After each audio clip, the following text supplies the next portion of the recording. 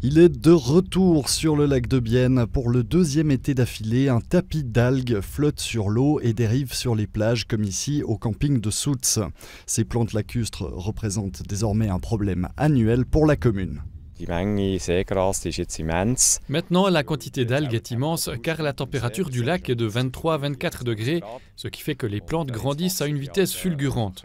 On peut toujours se baigner, mais ce n'est plus aussi agréable, surtout si les algues restent, elles commencent à sentir mauvais.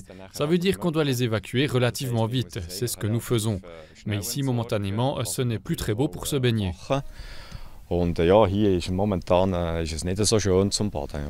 Il faut donc agir non seulement pour des questions d'hygiène, mais aussi de sécurité pour les baigneurs et usagers du lac.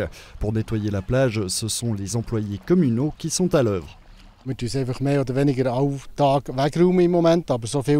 doit évacuer les algues pratiquement tous les jours. On n'a jamais eu autant d'algues qu'en ce moment. On intervient donc régulièrement. Avec de telles quantités, c'est relativement difficile, ça pèse lourd car c'est très mouillé. Si on les sort et qu'on les sèche, c'est plus facile. Mais là, comme c'est lourd, on a une grue à fumier et une grosse remorque pour la remplir plusieurs fois.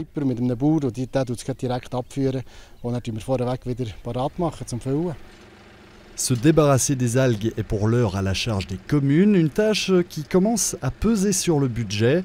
Les autorités communales souhaiteraient que le canton de Berne prenne à l'avenir ses coûts en charge.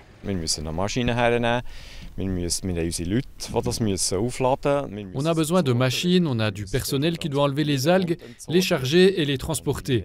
Tout cela va coûter plusieurs milliers de francs cette année pour nous. Et le problème, c'est que ça touche toutes les autres communes du bord du lac. Alors au total, il faut compter avec des dizaines, des centaines de milliers de francs, voire même avec des millions.